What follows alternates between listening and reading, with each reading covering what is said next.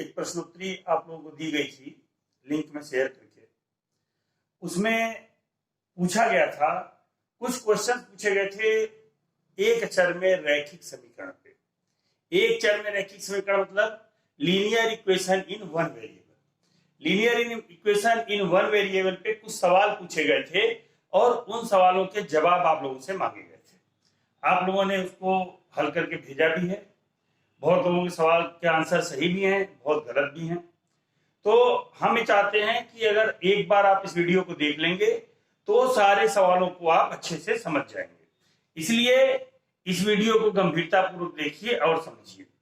इसमें पहला सवाल पूछा गया था कि तीन क्रमागत सम संख्याओं का योगफल 48 है, उसमें सबसे बड़ी संख्या क्या है। सबसे बड़ी संख्या पूछी गई थी। तो जब क्रमागत कह दे, क्रमागत माने क्रम से आने वाली संख्या, जैसे आप कह दें 1 2 3 4 5 6, ये क्रमागत संख्याएं सम क्रम से आने वाली सारी संख्याएं हैं, ये क्रम से आ रही हैं।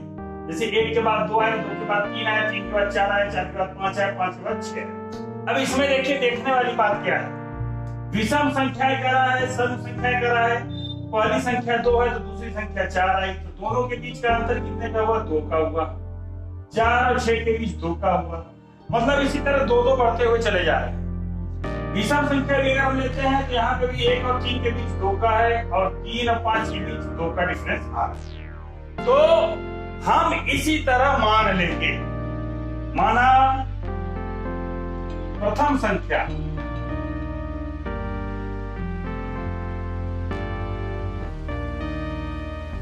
बराबर x, द्वितीय संख्या यानी सेकंड नंबर, द्वितीय संख्या बराबर x धन 2 और तृतीय संख्या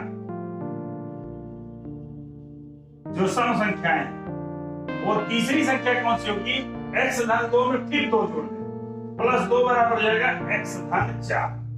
अब हमारा सवाल आसान हो गया। उसने कहा तीन क्रमागत सम संख्याओं का योगफल 48 है। ये हमारी तीन क्रमागत सम संख्याएं हो गई, इनका योगफल। तो प्रश्नानुसार क्या कर रहा है, प्रश्नानुसार क्या कर रहा है सवाल, सवाल कर रहा है x plus 2 plus x plus 4 equal to 48। यहां पे क्या हो गया, 1 2 3, 3x है प्लस 4 2 6 बराबर 48। तो 3x बराबर कितना हो गया, 48 माइनस 6। 48 में से 6 घटा देंगे हो जाएगा 42। तो x बराबर हो गया 42 बाई 3, 3 1 3, 14 बाहर में इक्वल टू 14। उसने सवाल पूछा है सबसे बड़ी संख्या क्या है। सबसे बड़ी संख्या कौन सी होगी, ये वाली होगी x धन 4। तो होगा सबसे बड़ी संख्या, सबसे बड़ी संख्या बराबर हो गई x plus 4 equal to 14 plus 4 equal to 18। कहने का मतलब जिसका 18 आंसर आया है उसका सवाल सही है और जिसका 18 आंसर नहीं आया है उसका सवाल गलत। अब हम लोग अगला प्रश्न देखते हैं इस प्रश्नोत्तरी का। दूसरा प्रश्न था कि 54 को ऐसे दो भागों में विभाजित कीजिए, यानी कि divide into 2 parts that one part is 2/7 of second part, यानी एक भाग का मान जो है दूसरे भाग का 2/7वां भाग हो। तो इसको करने के लिए हम मान लेंगे कि माना प्रथम भाग x है, फर्स्ट पार्ट माना प्रथम भाग बराबर क्या है, x है। द्वितीय भाग क्या हो जाएगा भाई, देखिए अब हम यहां पे बात करते हैं समझने वाली बात। हम पर 54 रुपया है, दो लोगों को डिवाइड करना है, बराबर बराबर की बात नहीं हो रही है, दो लोगों को बांटने की बात हो रही है। दो लोगों को बांटने की बात हो रही है, उसमें हमने कह दिया कि एक आदमी को 10 रुपए दिया गया, तो दूसरे को कितना दिया गया, तो दूसरे को दिया गया निकालना होगा। तो हम क्या करेंगे, पूरा रुपया 54 में से 10 को माइनस कर, तो हम बता देंगे कि 44 रुपया दूसरे आदमी को दिया। तो इसमें अगर पहले आदमी को पहला भाग हमने x रुपया मान लिया है, तो दूसरा भाग क्या होगा, उसी 54 में से हम क्या करेंगे, माइनस कर देंगे x रुपये को। ये दूसरा भाग हो गया। अब प्रश्नानुसार क्या बात कह रहा है, प्रश्नानुसार अब हम दोनों बातों को लिख लेंगे। x है एक तरफ है 54 माइनस x, ये बराबर होगा कब, एक भाग का मान दूसरे भाग का 2/7 हो। ये दूसरे भाग का 2/7 भाग है, यानी कि इसमें 2/7 से गुणा कर दे तो दोनों भाग के मान क्या हो जाएंगे, आपस में बराबर हो जाएंगे। और हम यहाँ पे ठीक गुणा करेंगे, x बटा में 1 हुआ, इसका इसमें गुणा, इसका इसमें गुणा, तो हो जाएगा 7x बराबर 2, 54 माइनस x। अब हम इसमें गुणा करेंगे तो हो जाएगा 7x बराबर 54 दूनी 108 माइनस 2x, 2x को इधर ले आए, 7x plus 2x equal to 108, तो 9x बराबर 108। तो x की वैल्यू क्या हो जाएगी, it implies x equal to 108 upon 9, 9 1 जा 9, 9 1 जा 9, 9 2 जा 18 इक्वल टू 12। अतः प्रथम भाग क्या हो जाएगा, प्रथम भाग बराबर 12, द्वितीय भाग बराबर क्या हो जाएगा, दूसरा भाग जो है 54 में से x हटा देंगे, 54 माइनस 12 बराबर हो जाएगा 42। तो कौन कौन से भाग हो गए, 12, 42, ये जो हमारा आंसर होगा ये करेक्ट हो जाएगा। 12, 42 भाग जो है वो सही हो जाएगा। पहला दूसरे भाग में क्या है, 2/7वां भाग है। 42 का अगर 2/7 करते हैं तो 12 के बराबर आ जाएगा। हम यहाँ पे करके देख सकते हैं, 42 पूरे 2/7, ये हो जाएगा 7 एकम 7, 7 6 42, 6 दूनी के 12। यानी पहला भाग क्या है, दूसरे भाग का 2/7वां भाग है। और हमारा आंसर इसे हमें यहाँ पे मिला के भी देख लिया कि 2/7वां भाग है कि नहीं है। इस तरह से सवाल को हल करके उसके आंसर का मिलान भी कर सकते हैं आसानी से। तो इसमें करना कुछ नहीं है, 2 भाग में करना था, तो जो हमने पहला भाग ले लिया, जो टोटल संख्या दी गई थी उसमें से पहले भाग को क्या करना था, माइनस करना था। और फिर वही जो कंडीशन दी गई है उस कंडीशन को लगा के हमें सवाल को हल कर देना। अगला प्रश्न है कि 2 अंकों की संख्याओं के अंकों का योगफल 11 है। यदि अंकों के स्थान आपस में बदल दिए जाएं तो दी गई संख्या प्राप्त संख्या से 9 कम है। मतलब क्या कह रहा है, जितना कह रहा है उतना सुनिए।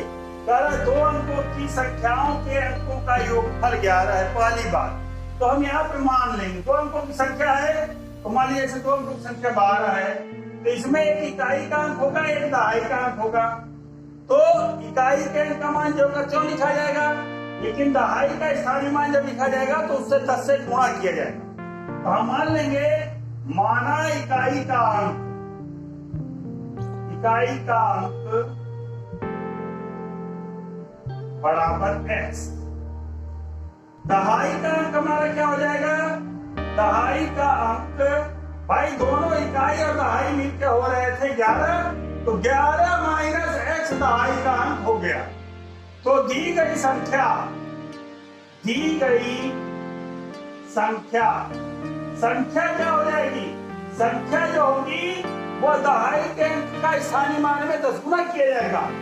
10 गुणे 11 माइनस x प्लस x, ये बराबर हो जाएगा 10 11 दशावन 110 माइनस 10x प्लस x, ये हो जाएगा 110 माइनस 9x के बराबर हो जाएगा। ये नंबर 1 समीकरण हमारा बन गया। पुनः क्या कर रहा है, संख्या के स्थान बदल दिए जाएं, तो कह रहा है संख्या के स्थान बदलने पर, संख्या के स्थान बदलने पर अब कौन सी संख्या बनेगी, इकाई का अंक क्या हो जाएगा, जो पहले दहाई का अंक था वह अब इकाई का अंक हो जाएगा। इकाई का अंक हमारा हो जाएगा, ये दहाई वाला 11 माइनस एक्स जो था दहाई का, वो अब इकाई का अंक हो गया, ये हो जाएगा 11 माइनस एक्स। और दहाई का अंक क्या हो जाएगा, दहाई का अंक बराबर हो जाएगा एक्स। दहाई का अंक हमारा एक्स हो गया। नई संख्या, न्यू नंबर जो हमारा मिलेगा, नई संख्या ये बराबर होगी दहाई का अंक का 10 गुना 10 गुणे एक्स प्लस 11 माइनस एक्स। ये हो जाएगा 9x, 10x में से एक एक्स चला गया 9x और प्लस 11। ये समीकरण नंबर 2। अब आगे सवाल क्या कह रहा है, तो दी गई संख्या प्राप्त संख्या से 9 कम है। मतलब जो हमारे पास दी गई संख्या कौन सी थी, ये थी 110 माइनस 9x। ये जो है नई जो प्राप्त संख्या है इससे 9 कम है। कहने का मतलब इस संख्या में यदि हम 9 जोड़ दें तो दोनों बराबर हो जाएगा। तो प्रश्नानुसार क्या होगा, हम यहाँ पे जोड़ देंगे, ये दोनों बराबर कर देंगे। 110 माइनस 9x में अगर 9 जोड़ दे तो ये बराबर हो जाएगा 9x प्लस 11। अब हम 9 को जोड़ेंगे तो ये हो जाएगा 119 बराबर 9x को उधर लेंगे तो 9x प्लस 9x माइनस का प्लस का हो जाएगा प्लस 11। यह हो जाएगा 18x बराबर 119 माइनस 11 बराबर हो जाएगा कितने के, 108। 19 में से 11 घटाएंगे 108 के बराबर आ जाएगा। तो x की वैल्यू क्या होगी, x बराबर हो गया 108 बटा में 18। 18 पंजे 90, 18 छंगा 108, 18 एकम 18, 6 बार में कट गया बराबर 6। तो यह हो गया, it implies x equal to 6। x का मान क्या हो गया, 6 के बराबर आ गया। x का मान अब 6 के बराबर जब आ गया तो आगे हम देखते हैं इसी को। तो आगे मान रखते हैं तो हमारा क्या होगा, संख्या क्या हो जाएगी, दी गई संख्या हमारे पास कौन सी थी, समीकरण नंबर 1 में थी 110 minus 9x। 110 minus 9x this equal to क्या हो जाएगा, 110 माइनस 9 गुणे 6 और 9 छक 54। 110 माइनस 54 घटा दिए, 10 में से 6 गया, 4 गया 6 और यहाँ पे 5 में से 5 गया 5। तो वह संख्या हमारी क्या है, 56 है। अतः दी गई संख्या क्या है, 56 है। अतः दी गई संख्या 56 है। अब ये सही है कि गलत, अभी हम पता कर ले रहे हैं। 56 में कर रहा है कि अगर अंकों के स्थान बदल दिए जाए तो अंकों के स्थान बदलने में क्या हो जाएगा, ये हो जाएगी 65। 65 जो है 56 से कितना अधिक है, तो 65 में से 56 घटा दें तो 15 में से 6 गया 9 और 5 में से 5 गया 0, 9 अधिक है। यानी कि जो नई प्राप्त संख्या है अंकों के स्थान बदलने पर वह 9 अधिक हो भी जा रही है। इसलिए हमारा ये आंसर 56 जो आया ये क्या है, 100% सही है। इस तरह परीक्षा में सवाल को हल करके चेक भी कर सकते हैं। नेक्स्ट क्वेश्चन था, एक बस में 40 यात्री, तो हम यहाँ लिख लेंगे बस में कुल यात्री बराबर 40 है। कुछ के पास ₹3 वाला टिकट है, तो ₹3 वाला टिकट वाले यात्री, ₹3 वाले टिकट वाले यात्री, हमने ये संख्या मान ली x है, इसलिए ₹10 वाले टिकट वाले यात्री कौन सा जाएंगे, हम 40 में से x को हटा दें। यह संख्या ₹10 वाले टिकट वाले यात्रियों की हो जाएगी। फिर कह रहा है कुल ₹295 प्राप्त हो रहा है। अब यहाँ पे सवाल समझने वाली बात है, हमने कहा 5-5 रुपए के 5 सिक्के हैं आपके पास, 10-10 रुपए के 10 सिक्के हैं, तो अब इनसे कुल रुपया कैसे पता करेंगे? 5 गुणे 5 करेंगे तो 5 रुपए के 5 हो गए, और 10 गुणे 10 करेंगे तो 10 रुपए वाले 10 हो गए। तो हम इनका जब आपस में गुणा करके जोड़ देंगे तो हमको कुल रुपए के बारे में पता चल जाएगा। इसी तरह इसमें भी क्या है, जो यात्रियों की संख्या है और रुपए वाले टिकट की संख्या, उसका अगर आपस में गुणा करके जोड़ दिया जाए तो 295 रुपए के बराबर बात आ जाएगी। बात समझ लीजिए, 3 रुपए वाले अगर मान लीजिए 10 लोग हैं और 10 रुपए वाले 50 लोग हैं, तो दोनों पैसा का जोड़ा जाएगा, वो जो पैसा आएगा उतना ही कुल रुपया प्राप्त होगा कंडक्टर को। तो प्रश्नानुसार हम यहाँ गुणा कर देंगे। प्रश्नानुसार क्या कर रहा है? 3 गुणे x प्लस 10 गुणे 40 ऋण x, ये बराबर हो रहा है 295 रुपया के बराबर हो जा रहा है। अब इस रैखिक समीकरण को हल करते हैं। 3x धन 40.400, 10 का x में गुणा करेंगे माइनस 10x बराबर हो जाएगा 295। x में से 3x चला जाएगा तो हो जाएगा 400 माइनस 7x बराबर 295। x को उधर ले आते हैं, इसको उधर ले आते हैं। 400 माइनस 295 बराबर 7x, आ गया 7x। अब 295 घटाएंगे तो हो जाएगा 7x बराबर कितने के?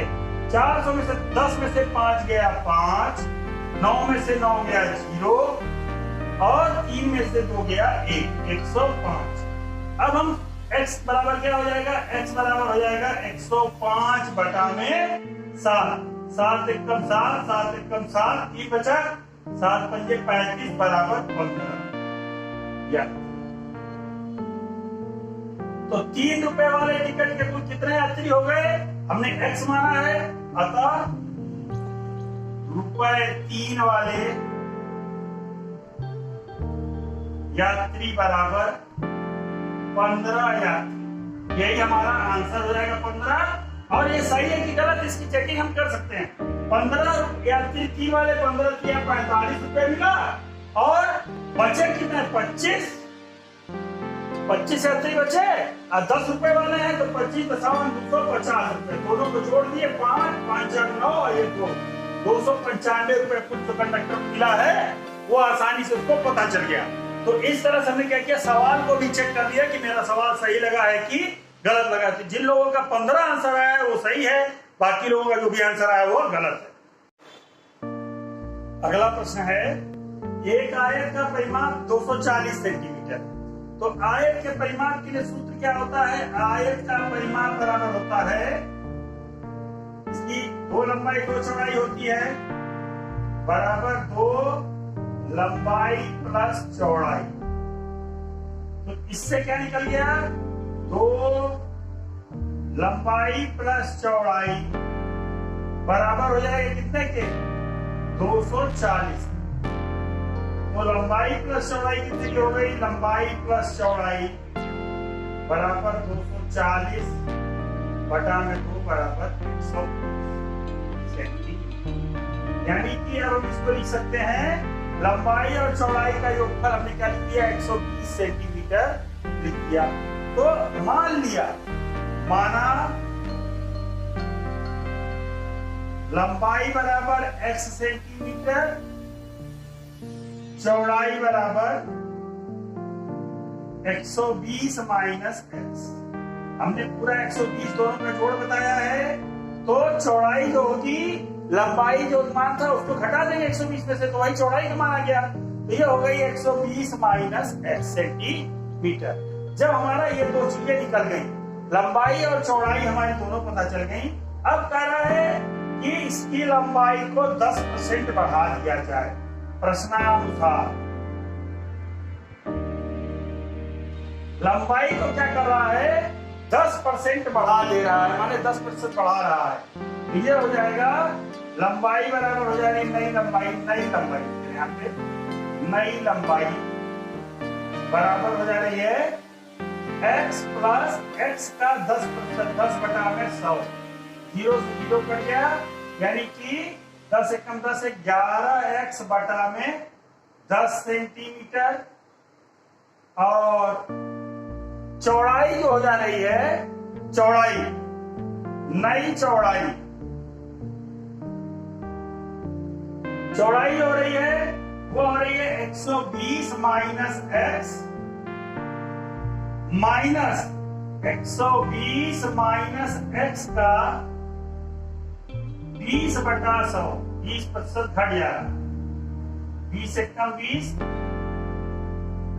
20 पंजे 100, ये हो जाएगा 5, 5 से 4, ये बराबर हो जाएगा 4, 120 माइनस एक्स बटा में 5, ये चौड़ाई हो जाएगी।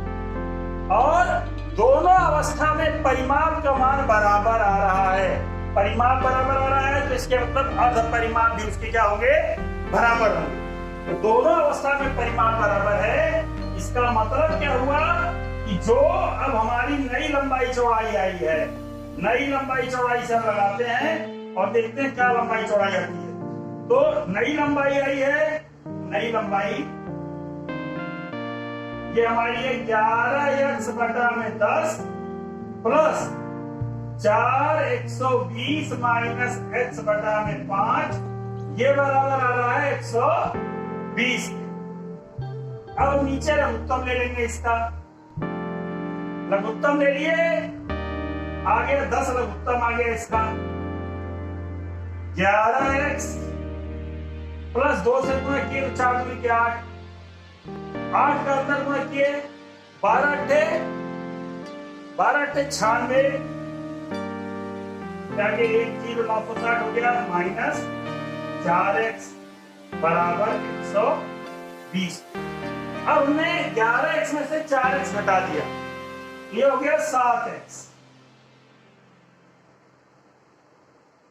सॉरी 4 नहीं 8x होगा यहाँ पे, 8x 4 के यहाँ पे 2 से गुणा हुआ है, 5 दूनी 2 बार गया है, तो 2 से गुणा किया गया था, तो ये 8 होगा, 8x घटा दिया, तो ये हो जाएगा 11 में से हट गया 9 3 11 8, 3x प्लस 960 बराबर 1200। अब 3x बराबर हो जाएगा 1200 माइनस 960, 1200 में से क्या किया, 960 को माइनस कर दिया, 1200 में से जब 960 को माइनस कर देंगे तो यहाँ पे बचेगा 10, 0 में से 0 गया 0, 10 में से 6 गया 4 और 11 में से 9 गया 2, 240। तो x बराबर हो गया 240 बटा में 3, 3 एकम 3 अट्ठे 24 बराबर 80 सेंटीमीटर। तो अतः लंबाई क्या हो जाएगी, अतः लंबाई बराबर हो गई, लंबाई बराबर 80 सेंटीमीटर और चौड़ाई जो हो जाएगी, हमने 120 माना है, 120 माइनस 80 बराबर 40 सेंटीमीटर, यानी लंबाई और चौड़ाई क्रमशः क्या होंगी, 80, 40। जिसका यह आंसर आया है वो सही है। अगला प्रश्न है कि एक बढ़ई रुपए 2,500 में एक बेड बनाता है, वो उसमें प्रयोग किए गए सामान का मूल्य रुपए 1100 लेता है और मजदूरी रुपए 200 प्रति घंटा की दर से लेता है। बताइए उसने कितने घंटा काम किया। तो बेड का पहले कुल मूल्य कितना है, बेड का कुल मूल्य बराबर है रुपए 25।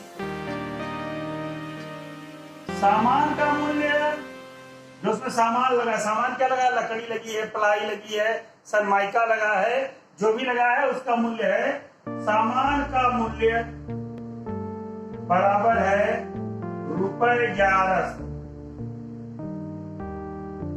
मजदूरी क्या है, मजदूरी बराबर है रुपए 200 प्रति घंटा, यानी कि 1 घंटा मजदूरी कर रहा है तो 200 रुपए उसको चार्ज करना पड़ रहा है।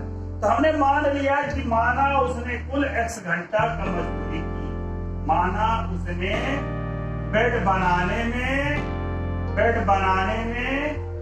कुल x घंटा कार्य किया, कुल x घंटा कार्य किया।